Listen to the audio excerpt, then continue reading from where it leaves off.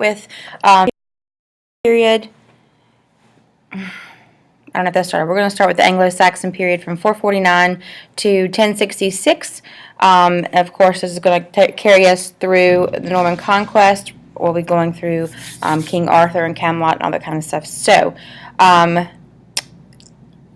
during the sort of creation of Great Britain, you can see on our map here that we've got in the orangish color is all of Great Britain. That includes Northern Ireland, England. It includes the Shetland Islands, Newcastle, all those places. And then to the left, just below Northern Ireland, we have just plain old Ireland. We'll discuss later in the year about how Ireland is affected and the difference between Northern Ireland and Ireland. Great Britain is composed of England, Scotland, and Wales, including Northern Ireland, and that is the modern Great Britain.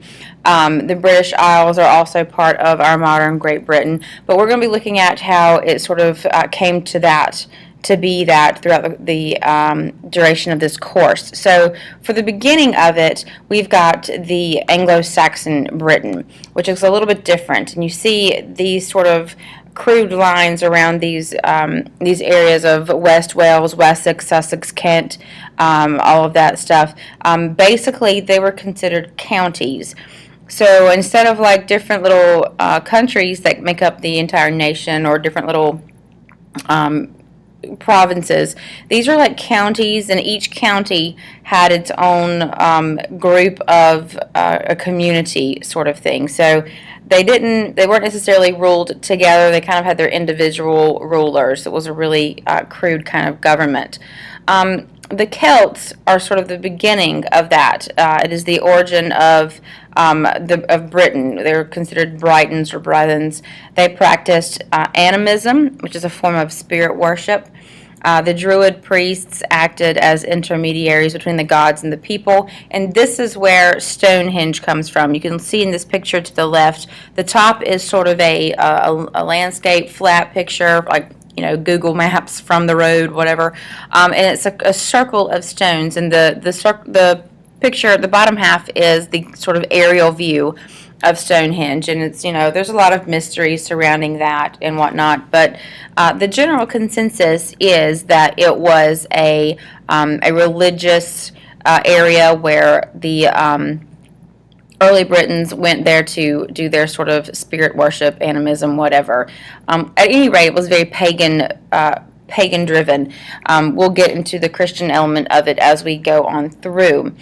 Building Anglo-Saxon England was a long process. The Roman invasion began in 55 BC and culminated with Emperor Claudius conquering the Celts 100 years later. Lots of time passes, and by 409 the Romans had fled to deal with problems at home.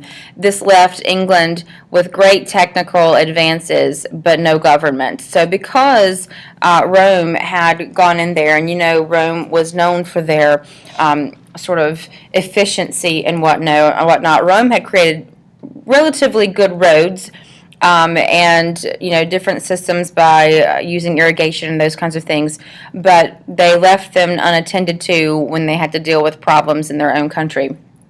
And so that kind of left England open to all kinds of invasions, because when your country is without a leader or a country is without any kind of form of government, it leaves it open to be conquered. The Angles and the Saxons from Germany and Jutes from Denmark drove out your old Britons or your Celts, and they kind of settled in, and their language began to dominate, which created England, and of course that morphs into England from the Angles. The Celts did put up a fight, but eventually they retreated into Wales. This is the time period from which the King Arthur legends arise. So we get our Knights of the Round Table and all that kind of stuff that kind of comes into play with this particular area. The Anglo-Saxon territory was divided into 7 separate kingdoms, commonly referred to as the Heptarchy. Each kingdom was ruled by a king, the king's sons, who were called Aethelings, and the ruling nobility, known as the Ealdormen. This particular time period left ruling families in a position of where they constantly had to defend their kingship or their position of authority. Lots of clans and whatnot were coming in and trying to conquer each other, and it was just sort of, sketchy, hit or miss, whatever. I want your tent, I want your hut, I'm taking it and killing you. And it was a really scary time to be living, a time of uncertainty when it came to kingdoms and kings. But typically it was, your old patriarch society where there was a king, and then that king's son would eventually become king, and then that king's son would eventually become king, and that's kind of where that started.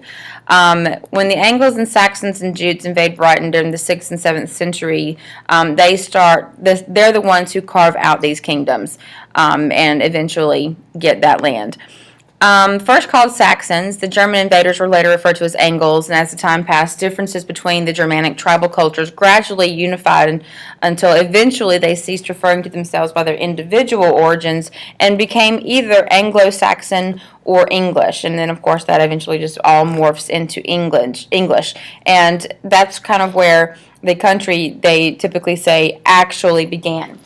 And we begin to form a unified country. Each section or county of England had its own king and remained without unity as a whole nation until King Alfred of Wessex led the Anglo-Saxon army successfully against the Danes, a fierce Viking people from across the North Sea. The Danes did take over and settle in parts of northeast and central England.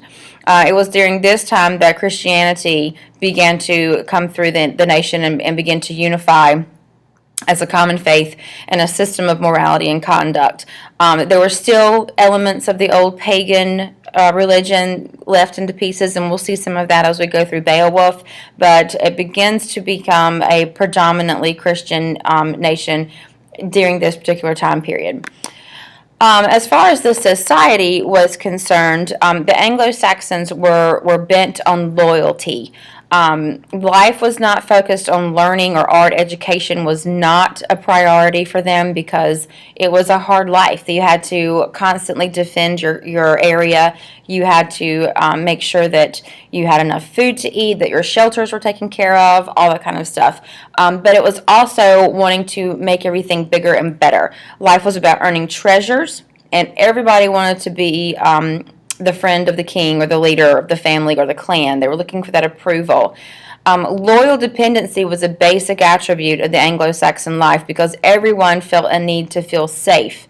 And when they're looking at these families, you're really looking at, okay, I don't really care about art, I don't care about that stuff, and there was a place for that and a time for that. But for the most part, everybody wants to earn treasure, and they want to have their name live on forever. They're looking for fame and fortune. Because they're still not quite a Christian nation, they did not have a belief in an afterlife, whereas a lot of your Christians believe in heaven or hell, depending. But they're looking at, I'm leading this great Christian life, I'm following God's guidelines, I believe what I'm supposed to believe, I love my neighbor, I'm going to heaven, there's a better place coming for me and waiting for me. The Anglo-Saxon pagans didn't believe that. They believed when you died, and that was it. So you had to leave a legacy behind, and you had to be famous. Within this life, there was a place called the Mead Hall. It was a place of community, kind of like a town hall, and the whole clan or group would get together and build this mead hall, and on a regular basis would meet in there for meals. They would have meetings. They would have parties. It was just a place where they could be one group, one family, one community, and there's always strength in numbers. So when they were gathering together at the mead hall, it was a place of safety as well, and that was always really important. There was some art in that particular time period. While it wasn't necessarily important, there were artistic elements that were celebrated. The bards, or scops, were as important to Anglo-Saxons as warriors. However, they weren't nearly as numerous. You only had just a small number of scops, while your warriors were many. These scops created poetry. and it was kind of like a section of their group. You had your warriors, your hunters, your farmers, your romantic folks, but everybody wanted to have love. But your scraps were just few. Most of the poetry or songs of the time reflect the fears and concerns of the people of the time. And poetry provided a defense against death for people whose religion offered no afterlife. So these Scots would sing songs of their history. They would sing songs of things that they were afraid of, and that's kind of where we get into Beowulf. Beowulf was first a song or a narrative that would be or handed down orally. They would just speak them. It wasn't written down till much, much later, and that's where you kind of have some discrepancies. But it was something that they would meet together in the mead hall as a community and celebrate the victory over something that was a major fear for them. Now, clearly, Grendel did not exist. The monster himself did not exist. But the monster represents a fear of the unknown, or a fear of that invader that's coming in to take their place. And so it was always a great party and a great celebration to have these Scots come in and tell the stories. By the year 1550 Common Era, the native Britons had been converted to Christianity, and the religion became firmly established within their culture. This, of course, is partly thanks to Patrick, who brought Christianity to Ireland in the 5th century. Ireland was sort of the last little bit to be Christianized. While Christianity was sweeping through the England and Wales area, Ireland was kind of stuck over there in left field. So Patrick goes over there, and all of Ireland becomes a hub for Christians and scholars, because it was kind of separate from Europe because they were at war. St. Patrick used the shamrock to explain the doctrine of the Holy Trinity. The shamrock does not have 4 leaves. It has 3 leaves, and those 3 leaves represent individually the Father, the Son, and the Holy Spirit. So he used that shamrock to explain that doctrine, that they are separate but one. And of course, now we have St. Patrick's Day, and we celebrate with things that are probably not Christian at all, but we celebrate nonetheless, using a 4-leaf clover most of the time instead of his token shamrock. During the 8th century, the beginning of the Viking raids. Words acquired during this period pertained to the sea and the Scandinavian administrative system. Some examples of our words that came from that time period are law, take, cut, anger, wrong, freckle, both, ill, ugly, as well as the verb form are, from to be. And as we go in through Beowulf, I'm going to let you hear some of the Old English that Beowulf is written in, the original language that it was written in, which is English, but it's nothing even close to what our modern English sounds like. It sounds like a completely different language. But our language is adapting at this point and is changing and morphing into what we know as Shakespeare's language.